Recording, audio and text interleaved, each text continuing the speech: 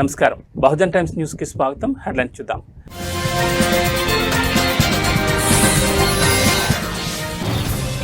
ఇవాళ మరోసారి హస్తినకు వెళ్లనున్న సీఎం రేవంత్. రేపు ఢిల్లీలో తెలంగాణ కాంగ్రెస్ ధర్నా.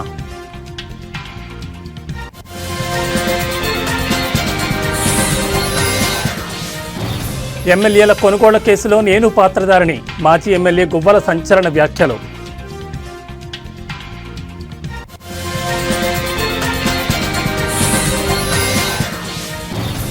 ఇవాళ రేపు తెలంగాణకు వర్ష సూచన. ఉరుములు మెరుపులతో కూడిన వర్షం కురిసే అవకాశం.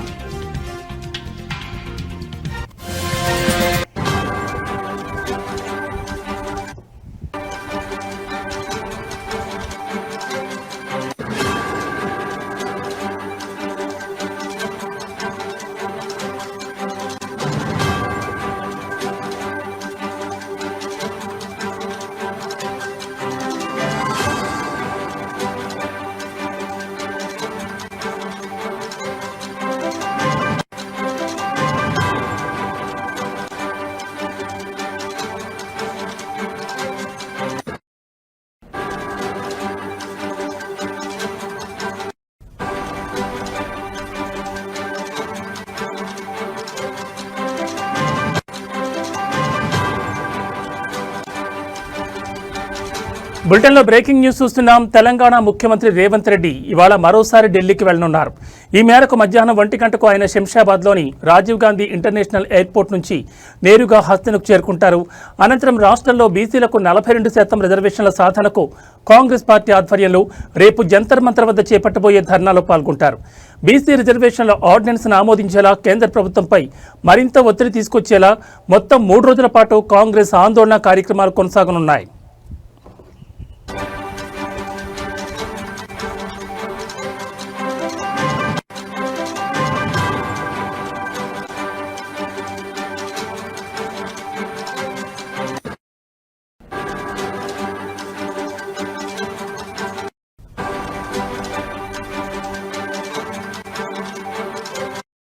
బీసీ రిజర్వేషన్ల అంశంపై పార్లమెంట్లో కాంగ్రెస్ ఎంపీలు వాయిదా తీర్మానాలు ఇవ్వనున్నారు. ఈ ధర్నాలో పాల్గొనేందుకు ఇప్పటికే తెలంగాణ కాంగ్రెస్ పార్టీ వ్యవహారాల incharge Meenakshi Natarajan, TPCC chief Mahesh Kumar Goud, మంత్రులు, ఎమ్మెల్యేలు, ఎమ్మెల్సీలు, ఆయా జిల్లాల ముఖ్య నాయకులు ఢిల్లీకి చేరుకున్నారు. అదేవిధంగా ఏఐసీసీ చీఫ్ మల్లికార్జున్ ఖర్గే, లోక్సభ పక్ష నేత రాహుల్ గాంధీ, ప్రియాంక గాంధీ, ఇతర నేతలు ఈ ఆందోళనలో పాల్గొనబోతున్నట్లుగా తెలుస్తోంది.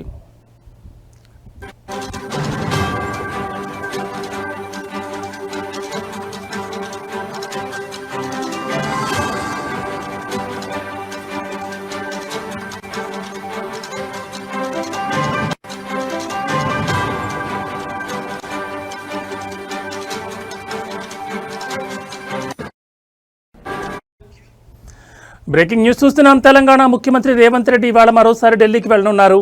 ఈ మేరకు మధ్యాహ్నం 1 గంటకు ఆయన శంషాబాద్లోని రాజీవ్ గాంధీ ఇంటర్నేషనల్ ఎయిర్పోర్ట్ నుంచి నేరుగా హస్తినకు చేరుకుంటారు. అనంతరం రాష్ట్రంలో బీసీలకు 42% రిజర్వేషన్ల సాధనకు కాంగ్రెస్ పార్టీ ఆధ్వర్యంలో రేపు జంతర్ మంతర్ వద్ద చేపట్టబోయే ధర్నాలో పాల్గొంటారు.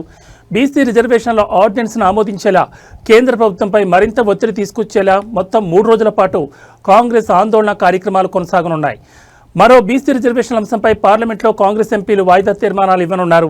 ఈ ధర్నాలో పాల్గొనేందుకు ఇప్పటికే తెలంగాణ కాంగ్రెస్ పార్టీ వ్యవహారాల incharge Meenakshi Natarajan, TPCC chief Mahesh Kumar Goud, మంత్రులు, ఎమ్మెల్యేలు, ఎమ్మెల్సీలు, ఆయా జిల్లాల ముఖ్య నాయకులు ఢిల్లీకి చేరుకున్నారు. అదేవిధంగా ఏఐసీసీ చీఫ్ మల్లికార్జున్ ఖర్గే, లోక్సభ పక్ష నేత రాహుల్ గాంధీ, ప్రియాంక గాంధీ, ఇతర నేతలు ఈ ఆందోళనలో పాల్గొనబోతున్నట్లుగా తెలుస్తోంది.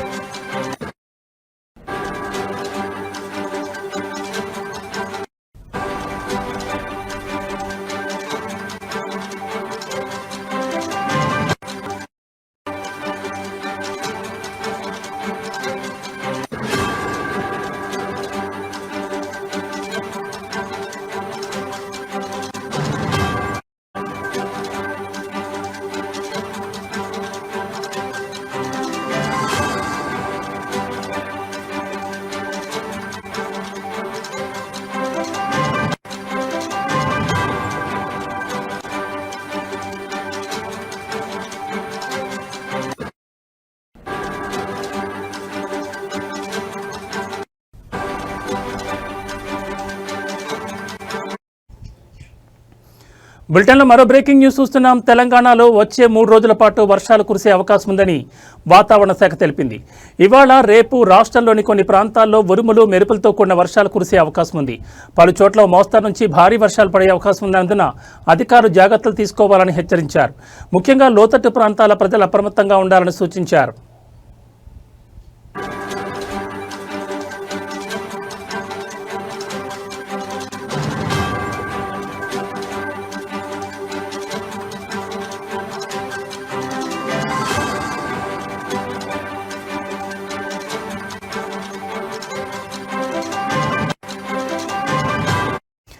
ఈ పరిస్థితులను దృష్టిలో ఉంచుకుని తెలంగాణలోని 24 జిల్లాలకు వాతావరణ శాఖ ఎల్లో అలర్ట్ జారీ చేసింది. ఇదిలా ఉంటే నిన్న కురిసిన భారీ వర్షానికి హైదరాబాద్ నగరం తడిసి ముద్దైంది. అనేక ప్రాంతాల్లో వర్షపు నీరు చేరి ప్రజలు తీవ్ర ఇబ్బందులు పడుతున్నారు.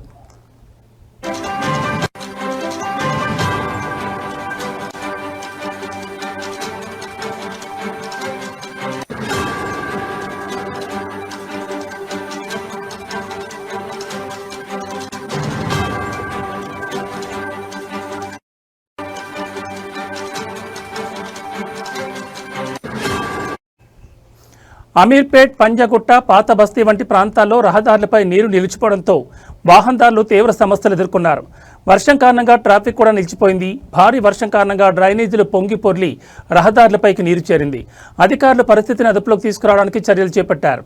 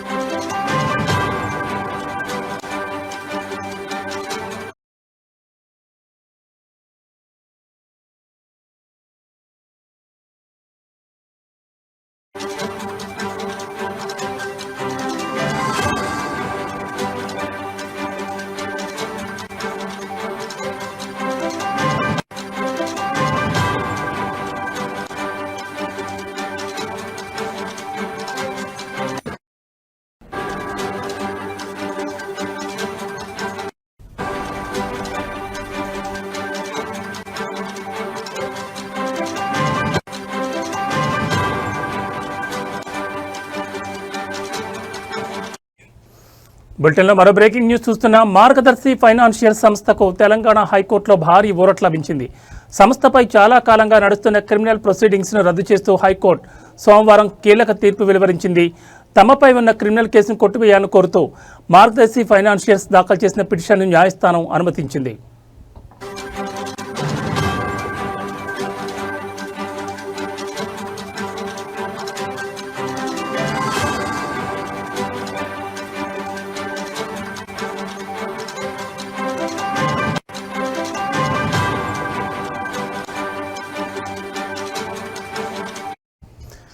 డిపాజిటర్ల నుంచి ఒక్క అభ్యంతరం కూడా రాకపోవడం, హిందూ అవిభాజ్య కుటుంబ మాజీకర్త మరణించడం వంటి కారణాలతో ఈ కేసును ఇకపై కొనసాగించాల్సిన అవసరం లేదని హైకోర్టు స్పష్టం చేసింది.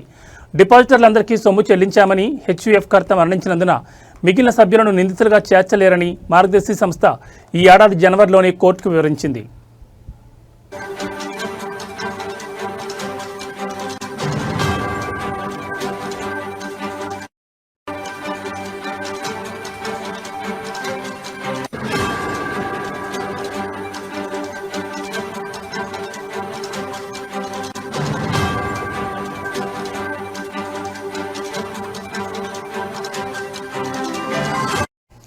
ఆర్బీఐ నిబంధనలకు విరుద్ధంగా ప్రజల నుంచి డిపాజిట్లు సేకరించారన్న ఆరోపణలతో 2008లో ఉమ్మడి ఆంధ్రప్రదేశ్ ప్రభుత్వం మార్గదర్శిపై క్రిమినల్ కేసు నమోదు చేసింది. ఈ కేసును 2018లోనే హైకోర్టు ఒకసారి కొట్టివేసింది. అయితే ఈ తీర్పుపై ఫిర్యాదుదారు సుప్రీంకోర్టును ఆశ్రయించారు.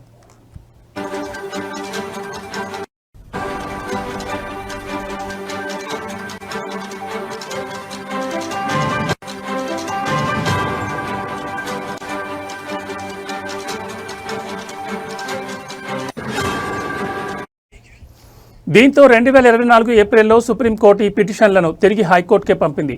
వాస్తవ పెట్టుబడిదారులు, డిపాజిటర్ల నుంచి అభ్యంతరాలు స్వీకరించి ఈ కేసును కొనసాగించాలా లేదా అనేది తేల్చాలని ఆదేశించింది. సుప్రీంకోర్టు ఆదేశాల మేరకు 2024 సెప్టెంబర్ 26న హైకోర్టు రిజిస్ట్రీ పత్రికల్లో పబ్లిక్ నోటీస్ జారీ చేసింది.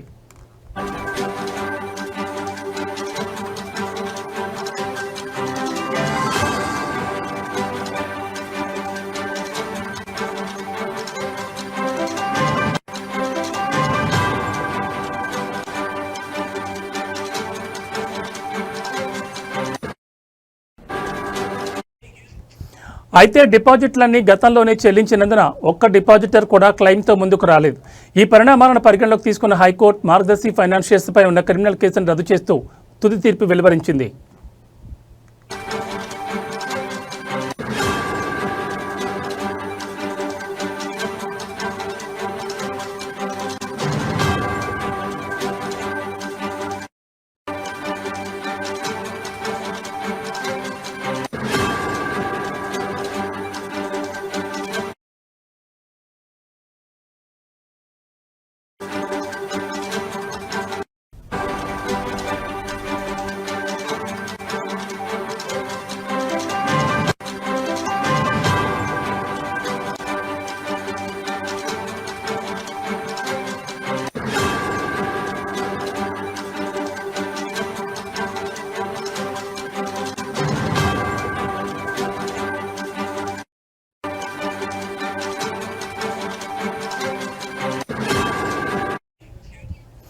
బులెటిన్లో మరో బ్రేకింగ్ న్యూస్ చూస్తున్నాం. అవినీతి ఆరోపణలు, వరుస విచారణలతో సతమతమవుతోన్న బీఆర్ఎస్కు మరో బిగ్ షాక్ తగిలింది.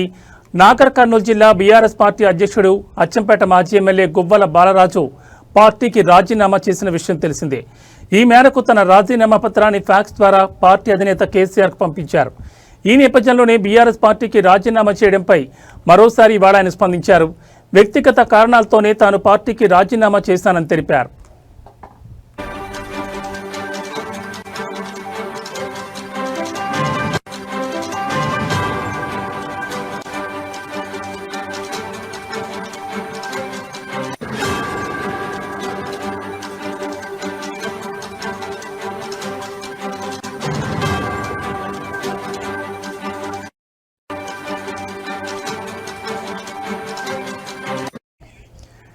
ఈ నెల 2వ తేదీనే తాను పార్టీకి రాజీనామా చేశానని, కాళేశ్వరం నివేదిక వచ్చాక చేశానని కొందరు కామెంట్ చేయడం సరికాదన్నారు.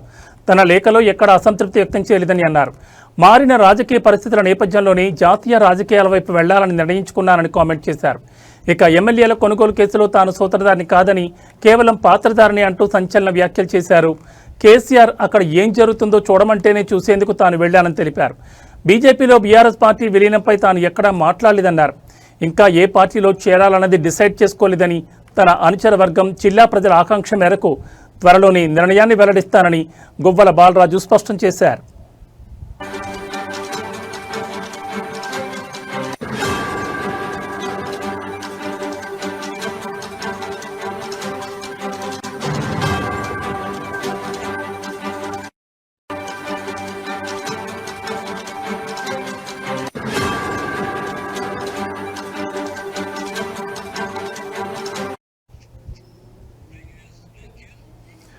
బ్రేకింగ్ న్యూస్ చూస్తున్నాం. అవినీతి ఆరోపణలు, వరుస విచారణలతో సతమతమవుతోన్న బీఆర్ఎస్కు మరో బిగ్ షాక్ తగిలింది. నాగర్ కర్నూలు జిల్లా బీఆర్ఎస్ పార్టీ అధ్యక్షుడు అచ్చంపేట మాజీ ఎమ్మెల్యే గువ్వల బాలరాజు సోమవారం పార్టీకి రాజీనామా చేసిన విషయం తెలిసిందే. ఈ మేరకు తన రాజీనామా పత్రాన్ని ఫ్యాక్స్ ద్వారా పార్టీ అధినేత కేసీఆర్ పంపించారు. ఈ నేపథ్యంలోనే బీఆర్ఎస్ పార్టీకి రాజీనామా చేయడంపై మరోసారి ఇవాళ ఆయన స్పందించారు. వ్యక్తిగత కారణాలతోనే తాను పార్టీకి రాజీనామా చేశానని తెలిపారు. ఈ నెల 2నే తాను పార్టీకి రాజీనామా చేశానని, కాళేశ్వరం నివేదిక వచ్చాక చేశానని కొందరు కామెంట్ చేయడం సరికాదన్నారు. తన లేఖలో ఎక్కడా అసంతృప్తి వ్యక్తం చేయలేదన్నారు. మారిన రాజకీయ పరిస్థితుల నేపథ్యంలోనే జాతీయ రాజకీయాల వైపు వెళ్లాలని నిర్ణయించుకున్నానని కామెంట్ చేశారు. ఇక ఎమ్మెల్యేల కొనుగోలు కేసులో తాను సూత్రధారిని కాదని, కేవలం పాత్రధారిని అంటూ సంచలన వ్యాఖ్యలు చేశారు. కేసీఆర్ అక్కడ ఏం జరుగుతుందో చూడమంటేనే చూసేందుకు తాను వెళ్లానని తెలిపారు. బీజేపీలో బీఆర్ఎస్ పార్టీ విలీనంపై తాను ఎక్కడా మాట్లాడలేదన్నారు. ఇంకా ఏ పార్టీలో చేరాలన్నది డిసైడ్ చేసుకోలేదని, తన అనుచర వర్గం జిల్లా ప్రజల ఆకాంక్ష మేరకు త్వరలోనే నిర్ణయాన్ని వెల్లడిస్తానని గువ్వల బాలరాజు స్పష్టం చేశారు.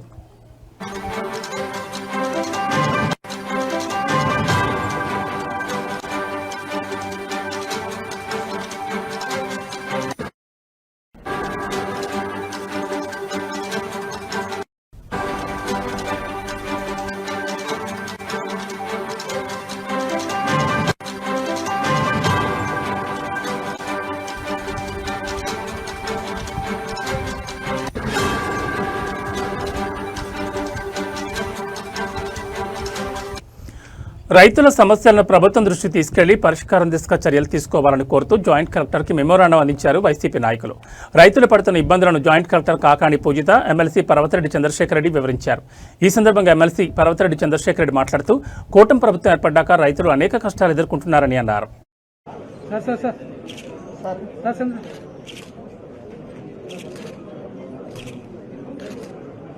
కూటమి ప్రభుత్వం ఏర్పడిన తర్వాత రైతుల కష్టాలు అనేనిగా మొదట్లో రాజశేఖర రెడ్డి గారు కానీ అలానే జగన్మోహన్ రెడ్డి గారి ప్రభుత్వంలో వర్షాలు చక్కగా పడడం కానీ గిట్టుబాటు ధరలు కానీ అలానే ప్రభుత్వం నుంచి రైతులకు అందాల్సినటువంటి సహకారం అది కరెంటు రూపంలో కానీ ఎరువుల రూపంలో కానీ విత్తనాల దగ్గర నుంచి పంట అమ్ముకునేంత వరకు కూడా ప్రతి ఒక్క దాంట్లో కూడా అటు రాజశేఖర రెడ్డి గారు కానీ జగన్మోహన్ రెడ్డి గారు కానీ ఇద్దరు కూడా చేసినటువంటి కృషి వల్ల రైతులు చాలా చక్కగా సంతోషంగా కూడా ఉన్నారు.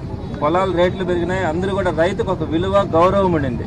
అదే తెలుగుదేశం పార్టీ ప్రభుత్వం వచ్చేటప్పటికి వర్షాలు లేక అందరూ నానా తంటాలు పడి రైతులందరూ కూడా పొలాలను అమ్ముకునే పరిస్థితి కూడా మనం చూసినాం. సరే 2014-19 మధ్యలో అదేవిధంగా ఇప్పుడు కనుక తీసుకుంటే ఈ కూటమి ప్రభుత్వం వచ్చిన తర్వాత ఎక్కడ కూడా రైతుల గురించి ఆలోచించే పరిస్థితి కూడా లేదు. రైతులు పడుతున్నటువంటి కష్టాలు అన్నిటినీ కూడా వదిలేసి ఈరోజు కేవలం ఏంటంటే అరెస్టులు చేయడం, రాజకీయ నాయకుల్ని రాజకీయ కక్షలు అంటే వైఎస్ఆర్సీపీ అన్న వారందరినీ కూడా అరెస్ట్ చేయాలన్న ఒక ఆలోచన తప్ప ఎక్కడా కూడా రైతులను ఆదుకోవాలనే ఆలోచన కూడా లేదు. పైగా ఈరోజు ఎరువుల విషయంకి వచ్చేటప్పటికి వాటిని సబ్సిడీలు అందించాల్సినటువంటి బాధ్యత గవర్నమెంట్ మీద ఉంటుంది. ఇంతకుముందు అదే చేసింది. రైతు భరోసా కేంద్రాల ద్వారా మనం చక్కగా అంటే విత్తనం దగ్గర నుంచి ఎరువులు కానీ ఇవన్నీ కూడా వీటన్నిటిని సబ్సిడీ ద్వారా మనం అన్ని కూడా చక్కగా అందించినాం. రైతు ప్రశాంతంగా ఎక్కడా కూడా రోడ్డు మీదకి వచ్చిన పరిస్థితి కూడా ఉండదు. ప్రకాశం జిల్లా గిద్దలూరు నియోజకవర్గం రాచర్ల మండలం మేడవారిపల్లిలో సోమవారం విద్యుత్ సబ్స్టేషన్ ప్రారంభోత్సవంలో మంత్రి డోలా బాల వీరాంజనేయ స్వామి, మంత్రి గొట్టిపాటి రవికుమార్ పాల్గొన్నారు. ముఖ్యమంత్రి చంద్రబాబు గురించి, అవినీతి గురించి మాట్లాడే అర్హత ఎమ్మెల్యే బూచిపల్లి శివప్రసాద్ రెడ్డికి లేదన్న మంత్రి డోలా బాల వీరాంజనేయ స్వామి ఆగ్రహం వ్యక్తం చేశారు. రైతుల ప్రయోజనాల కోసం అన్నదాత సుఖీభావ పథకాన్ని ప్రకాశం జిల్లా దర్శి మండలం తూర్పు వీరైపాలెంలో ప్రారంభిస్తే స్వాగతించకుండా ఇలాంటి విమర్శలు చేయడం ఎందుకు సమాజ సమయాన్ని ఆయన ప్రశ్నించారు. బిగ్ బాస్ ద్వారా వీడియోలు చూశారు కదా, మీరు మీ ఛానల్స్ చూశారు కదా వీడియోల్ని. అదేవిధంగా నోట్ల కట్ల పట్టుకొచ్చారు కదా, ఇది ఒక శాంపిల్ మాత్రమే. తప్పు చేసిన వాళ్ళు ఎవరిని కూడా వదిలిపెట్టే పరిస్థితి లేదు.